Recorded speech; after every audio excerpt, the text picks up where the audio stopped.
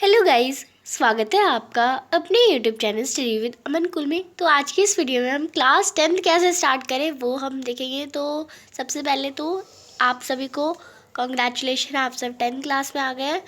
9th class की तरह pressure नहीं लेना है। 9th क्लास कैसी भी गई, अच्छे परसेंट अभी तक रिज़ल्ट नहीं आया तो कोई बात नहीं, रिज़ल्ट आएगा, बहुत अच्छे नंबर आएंगे आप सभी के। आपको टेंशन नहीं लेनी है। क्लास 10th सब कहते हैं कि बोर्ड क्लास है, हार्ड क्लास होती है, बहुत ड्रामे होते हैं, पढ़ाई करती रहनी होती है हमेशा। तो ऐसा कुछ नहीं है। क्लास 10th की जर्नी बहुत सबसे ज़्यादा अच्छी होती है और मैं डेफिनेटली श्योर हूँ आपकी मेमोरेबल क्लास भी क्लास 10th ही बनने वाली है। तो क्लास 10 में आते ही सबका यही माइंड होता है कि हम कैसे पढ़ना स्टार्ट करें, किस टाइप की स्ट्रैटेजी, ये PYQ सैम्पल पेपर ये सब क्या क्या होते हैं जो सब बच्चे सॉल्व करते हैं। 9th तक तो हमने ऐसा कुछ देखा तक नहीं है। तो आज की इस वीडियो में हम सब कुछ डिस्कस करेंगे। चैनल को अभी तक सब्सक्राइब नहीं किया तो प्लीज़ चैनल को सब्सक्राइब ज़रूर करें। और कोई भी सीनियर जो कि हमारे साथ पूरी जर्नी 8, 9, 10 पूरी जर्नी, जो पूरी 10th क्लास की जर्नी आपने हमारे साथ जी है, वो आप मुझे कमेंट सेक्शन में बता सकते हैं कि आपको कैसा लगता है। एंड अपने जूनियर को भी एडवाइस दे सकते हैं कि आपका कैसा, आप 10th क्लास को स्टार्ट करें। आपने जो मिस्टेक करी है वो आप अपने जूनियर को कमेंट सेक्शन में बता सकते हैं। सारे जूनियर्स रीड भी कर लेंगे और समझ भी जाएंगे कि क्या मिस्टेक्स जो है अवॉइड करनी है। बाकी ज़्यादातर तो मैं इस वीडियो में आपको डिस्कस कराई दूँगी एंड कुछ छूट भी जाए तो वो आप सब कह सकते हैं। तो सबसे पहले क्लास 10th जो है वो आप एक बार गोल बना लीजिए। सभी का गोल 100%, 98%, 95%, 90% या 80%। आप जिस परसेंट के अकॉर्डिंग जीना चाहते हैं। आप कहेंगे 100% मेरी तो आज तक नहीं आई, मैं कैसे लाऊंगा, या फिर किसी के 100% आते हैं, मेरी 80%, उसके लिए बहुत ईजी हो जाएगा। आपको 100% भी आते हैं, लाखों बच्चों के आते हैं 100%, 98%, जो आपने सोचेंगे में नहीं होंगे ना। सारे क्लास 10 इतनी ईजी होती है, आपके सभी के इतने में ही नंबर आते हैं, 98%, 95%, 92%। 85 से तो नीचे किसी का गिरता ही नहीं है क्लास 10th में, और वो भी 2 महीने में पढ़ने में। बट आपको ये अवॉइड करना है। 2 महीने में हम 85 लाने से अच्छा हम पूरे साल, और वो भी 2 महीने में, वो सब प्रेशर में पढ़ते हैं। और स्टार्टिंग से अगर हम कंसिस्टेंस रहेंगे, धीरे धीरे, आप कंसिस्टेंट का मतलब यानी लगातार रोज़, अब जैसे आप रोज़ खाते हैं, रोज़ पीते हैं, वैसे रोज़ पढ़ भी लो, ये भी तो नॉर्मल ही है ना। पढ़ाई को कभी बोझ मत लो आप सभी। आप बस इसे ये ले चलो कि हाँ मुझे बस करना है, रोज़ डेली 1-2 घंटे मुझे करना है, बस ये ध्यान में रखना है। अब लास्ट 10 में 100% स्कोर करना है, 98% स्कोर करना बहुत इजी है। 85 तक तो सब स्कोर कर लेते हैं, पर 100% स्कोर करने के लिए थोड़ी सी एक्स्ट्रा मेहनत, यानी थोड़ा सा स्टार्टिंग से कंसिस्टेंट रहना चाहिए। हर कॉन्सेप्ट आपके क्लियर होने चाहिए। कॉन्सेप्ट आपके स्टार्टिंग से क्लियर रहेंगे तो आप ज़्यादा से ज़्यादा PYQs सैम्पल पेपर अटैम्प्ट कर पाएंगे और आपकी प्रैक्टिस ज़्यादा होगी। और हर क्वेश्चन आता ही होगा तो फिर तो आसानी से 100% आ ही जाएंगे। तो अभी सबसे पहले कमेंट में नोट डाउन कर दीजिए इनमें से, या फिर इनके कोई सी भी 100% लानी है। और मैं डेफिनेटली आपको सभी को 100% ही लानी होती है। तो आप सभी अपना मुझे नेम एंड कितना परसेंट गोल है आपका वो स्कोर करने का मुझे कमेंट सेक्शन में लिखिए। क्योंकि एक बार आपने लिख दिया ना, और इसे एक पन्ना फाड़ो वाइट कलर का और उस पर अपनी दीवार पे चिपका दो। 10th क्लास में गोल है हमारा 100% स्कोर करने का। और उस गोल को जब आप डेली देखोगे ना, तब आपको जो सेटिस्फैक्शन मिलेगी। अगर कोई डिस्ट्रैक्शन होती है, हर एक चीज़ अपने जो जो प्रायोरिटी के हिसाब से आपका हर एक चीज़ मिटती जाएगी। अगर आपने देख लिया कि हाँ मेरे 100% आ सकते हैं, मैं रोज़ अपने गोल को देखता हूँ, जैसे अपने मम्मी पापा को देखते हैं तो प्राउड फील होता है ना, वैसे अपने गोल को देखेंगे ना तब भी उसे पूरा करने की फीलनेट होगी और डिस्ट्रैक्शन हट ही जाएगी धीरे धीरे। तो आपको अपनी प्रायोरिटी सेट करनी है एंड कैसे करना है वो हम डिस्कस करते हैं। तो प्लीज़ अभी तक चैनल को सब्सक्राइब नहीं किया तो सब्सक्राइब कर लीजिए, क्योंकि आपकी पूरी जर्नी में मैं आपका साथ तो बहुत दूंगी। एंड आपको मेरा साथ मेरी वीडियोस को देख के और चैनल को सब्सक्राइब करके देना है एंड रेगुलर रहना है बस। एंड ये नहीं कि रेगुलर में फ़ोन हमेशा टाइम पे, जब भी आपको दिख जाए कि न्यू वीडियो डाली है, नोटिफिकेशन आ गया, आप देख लीजिएगा। सबसे पहले हम देखते हैं मिड टर्म एग्ज़ाम जो है आपका। मिड टर्म का एग्ज़ाम होगा सितंबर के आसपास में और फाइनल टर्म आपके फरवरी से हो जाएंगे। आप यही देखते आते हैं सीबीएसई। अब पहले हमारा जो सारा कंट्रोल जो होता है ना स्कूल का, आपका 9th क्लास तक स्कूल का कंट्रोल होता है, बट 10th क्लास ऐसी होती है जो सारा कंट्रोल सीबीएसई पे चला जाता है। सीबीएसई आपके नंबर चेक करेगी, आपके आंसर शीट चेक करेगी, आपके नंबर देगी, आपका रिज़ल्ट देगी। आपको रिज़ल्ट लेने स्कूल भी नहीं जाना पड़ेगा, आपको ऑनलाइन रिज़ल्ट आ जाएगा। हर एक चीज़ आपका बाहर से होगा, स्कूल का कोई कंट्रोल ही नहीं रहता। स्कूल आपके पास हाफ ईयरली के एग्ज़ाम, पीरियोडिक, प्री बोर्ड ये लेगा, वो भी उसके नंबर भी नहीं जुड़ते, ना हाफ ईयरली के जुड़ते हैं। वो बस जो 20 मार्क्स होते हैं वो टीचर के जुड़ते हैं।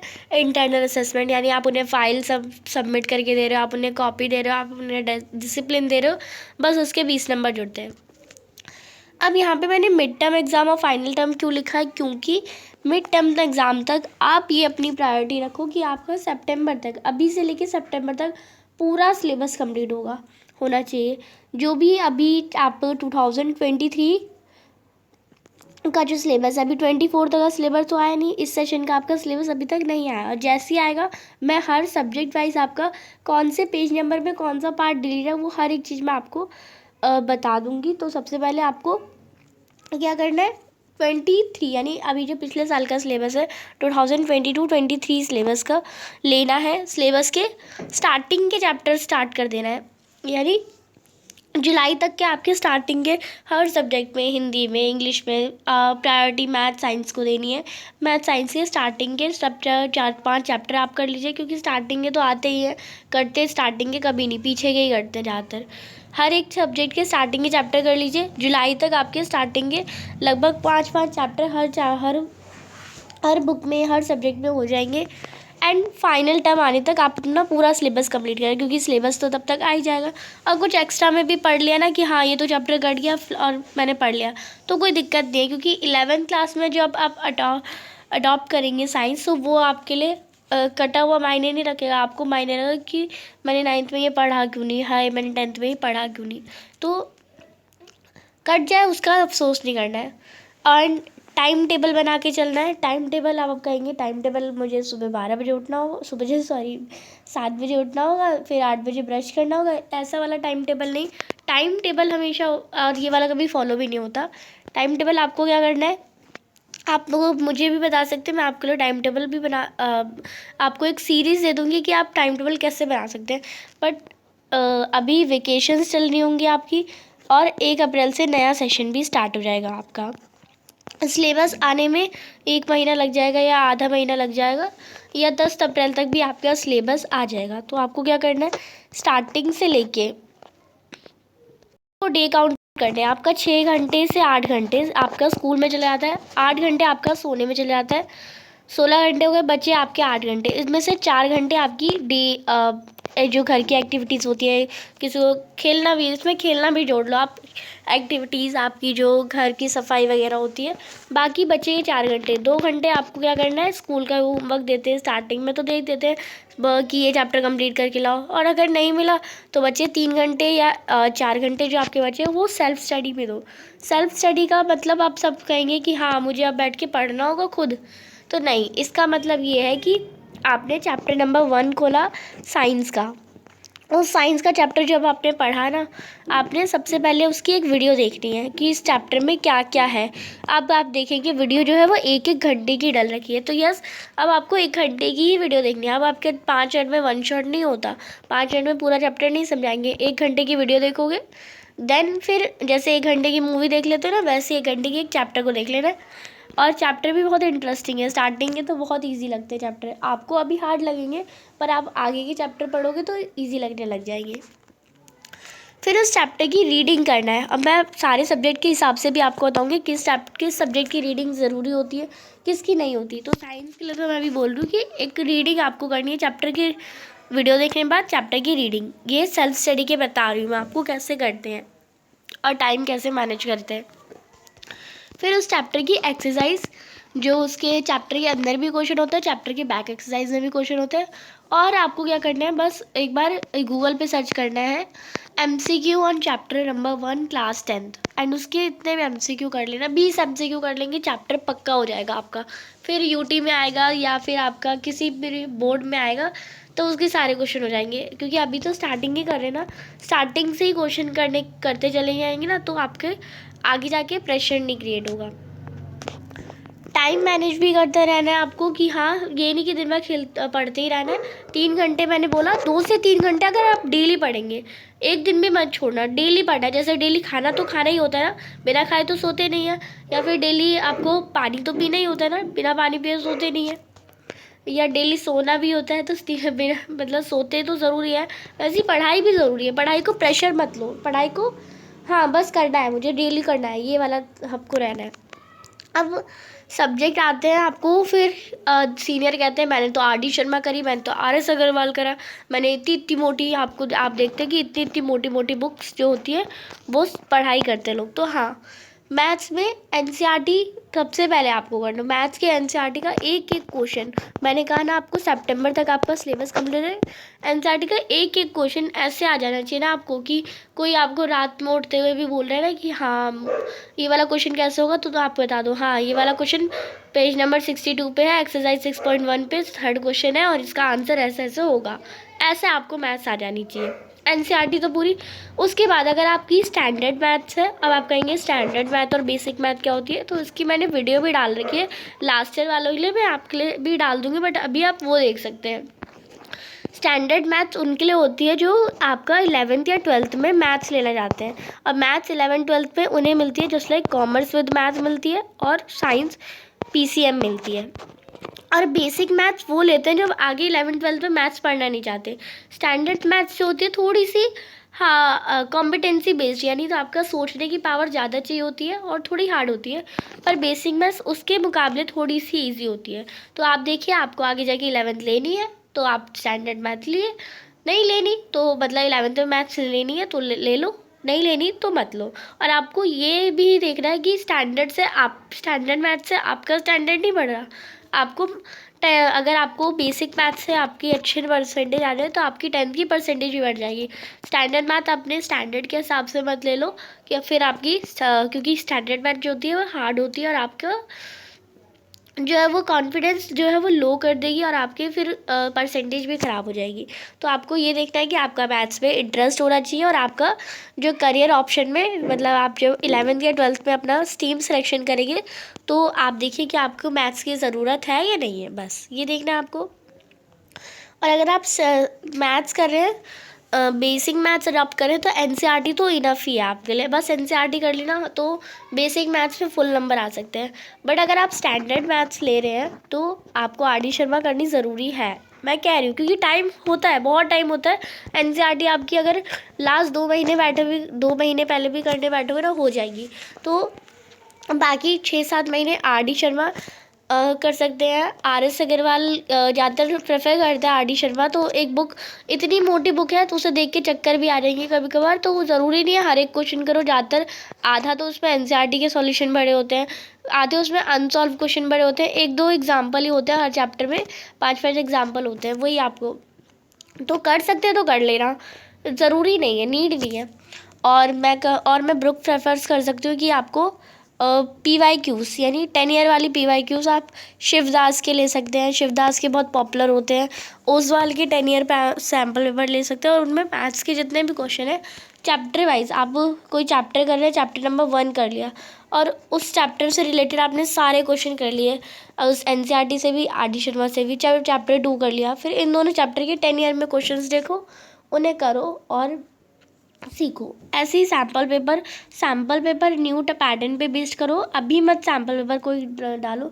सैम्पल पेपर सीबीएसई हर बार रिलीज़ करती है पूरा, तो उसे ही सैम्पल पेपर को यूज़ करो। एंड देन जब आपका सारा सिलेबस हो जाता है ना, तब सैम्पल पेपर करते हैं 3 घंटे का टाइम लगा के। ये सब मैं आपको लास्ट में बताऊँगी, अभी तो आपका सिलेबस ही फर्स्ट प्रायोरिटी होनी चाहिए।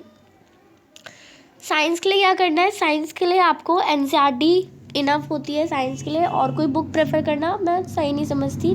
साइंस अपने एनसीईआरटी पढ़ लेना, उसका हर एक इक्वेशन, हर एक एग्जाम्पल आपको आता है, तो आप साइंस में 100% स्कोर कर सकते हैं।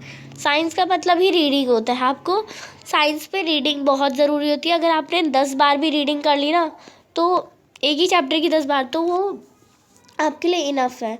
आप अलग अलग बुक्स आपने क्योटो सुना होगा, लेस इज़ मोर, यानी जितनी कम बुक होगी ना उतना ज़्यादा अच्छा स्कोर कर पाएंगे। वो साइंस के लिए बिल्कुल फिट बैठता है।